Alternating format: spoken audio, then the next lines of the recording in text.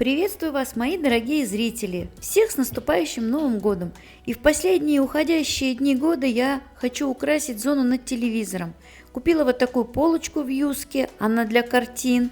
Сейчас примерю ее и приколочу над телевизором и поставлю туда свой декор. Ну как? Так уж распределились роли в нашей семье, что Рембрандта вешаю я. А поэтому перфоратор мне и в руку. А еще я воспользовалась современными технологиями. То есть моим гаджетом вместо уровня был телефон.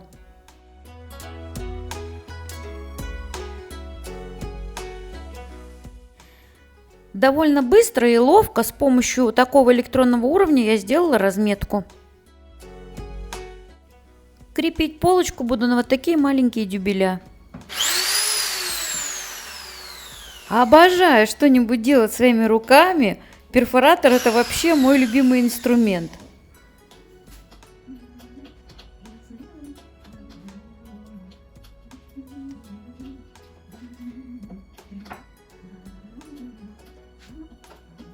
Вайме, какая я молодец! Начинаю делать первые примерки. Я еще не совсем определилась, как и что у меня будет расположено на этой полке, но наметки, конечно же, есть. Я думаю, что в ходе работы картина нарисуется. За основу для композиции я взяла складной карниз кафе и в середине зафиксировала скотчем, чтобы он не складывался. Так как основным материалом для композиции будут служить ветки, природный натуральный материал, я буду фиксировать их проволокой. Это проволока для флористики, она подходит для моих дел как нельзя лучше. Схема работы совсем проста. Налево-направо разбрасываю веточки, фиксирую их проволокой. По-моему, концепт понятен. В таком духе я буду продолжать далее. Вот я подошла к первой примерке и понимаю, что веточек маловато будет. Надо сходить еще закупить.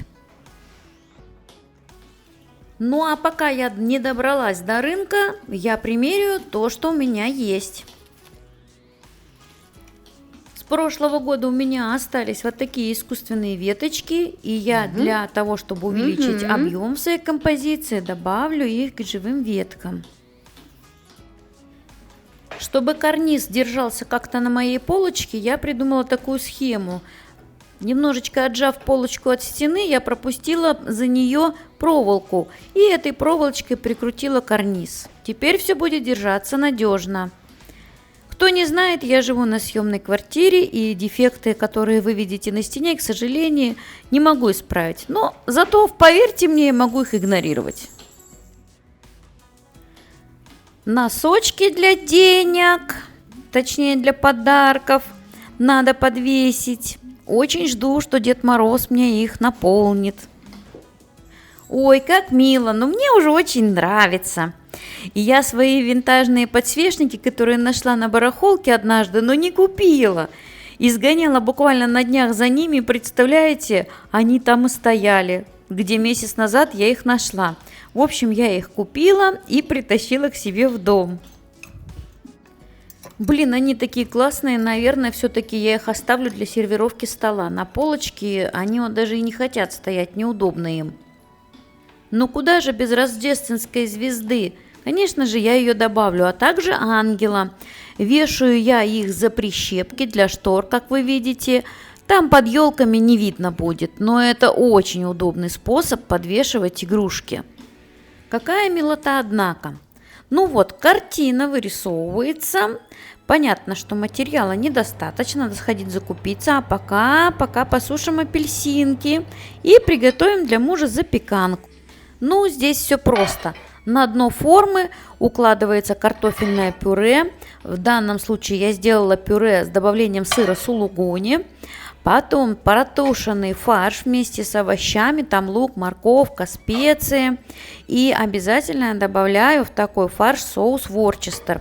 Он придает пикантность этому блюду. Сверху будет накрыто все это подушечкой из картофельного пюре, но добавляю я его наверх именно из кулинарного рукава, чтобы были такие пики.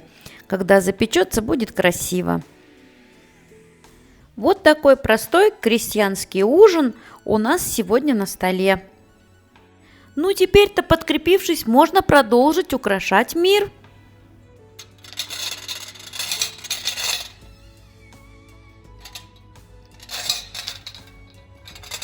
Как вы, наверное, уже поняли, я еще та барахольщица. Я очень люблю винтажки. Я иногда просто днями там хожу и просто смотрю на эти вещи. Мне нравится, меня это вдохновляет. И вот я приперла несколько игрушек оттуда. И сейчас подцеплю их на свою композицию. Мне кажется, они здесь в тему. И они вот напоминают мне мое детство и как возвращают меня в какие-то сладкие воспоминания о нем. Думаю, когда я буду снимать в следующем году это украшение, я поищу в интернете его историю. Я думаю, что будет интересно узнать, что это за игрушка, в каком заводе и в какие годы она была произведена. А если среди моих зрителей кто-то узнал какие-то игрушки, напишите, пожалуйста, в комментариях все, что вы о них знаете. Мне будет очень интересно, я буду вам очень благодарна за это. Ну вот, подъехали новые лапки. Продолжим украшать, собирать композицию. Я хочу почему-то побольше, потому что планирую поставить стол для встречи Нового года возле телевизора, и чтобы эта композиция нам была вот как украшение над камином, что ли. Вот так мне видится эта картина. Хочется создать максимум уюта и такой новогодней атмосферы. Ну вот, получается как-то так. Аленка, щедрая душа, все на полочку налепила. Сейчас будем добавлять остальной декор. Как раз из духовочки подоспели дольки апельсинов. Еще я добавила золотые искусственные веточки, оленя и в центре композиции, конечно же, грузинская елка чичилаки. Вы не знаете, что такое чичилаки? А я вам сейчас расскажу. Это такое грузинско-рождественско-новогоднее деревце, так скажем, грузинская елка. Название чичилаки происходит от слов чечела или ачечва. Это означает растрепать, раскудрявить. То есть что? Срезанные ветки орешника сначала сушатся несколько дней на солнце или у огня, потом снизу вверх к верхушке снимают слоями тонкие полоски древесины. В итоге на ветке образуются пышные кудрявые усики. Грузины называют их басила, то есть борода великого Василия. 1 января в Грузии празднуют день Диди Басили, Василия Великого, весьма почитаемого в Грузии святого. Именно этого святого считали в Грузии добрым предшественником Нового года и нового счастья. В дом чичилаки приносят перед Новым годом, и она стоит там все праздники вплоть до 19 января. Но накануне грузинского православного крещения 19 января по традиции чичилаки нужно сжечь.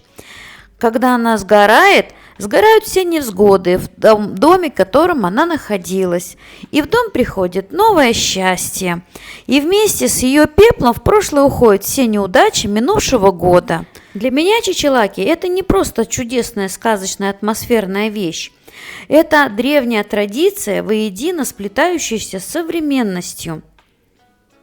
В эти дни улицы освещаются иллюминацией, а в домах и учреждениях и городских площадях устанавливаются елки. И везде-везде повсюду продается чичилаки. Это выглядит очень красиво и очень интересно, особенно для нас, для прибывших сюда иностранцев. И пусть через такую маленькую кудрявую чичилаки я еще больше узнала об этой стране. О том, что эта уникальная традиция является не только символом дохристианского прошлого, но и целым ритуальным комплексом, без которого не обходится ни одна грузинская семья. И вот так постепенно я узнаю эту страну, и мы становимся с ней немножечко ближе.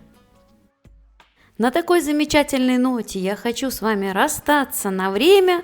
В следующем году мы встретимся опять в новых видео, а сейчас я хочу пожелать вам счастья, чтобы все, что вы сами себе желаете, у вас сбылось, при этом, чтобы вы всегда-всегда, все-все-все были здоровы.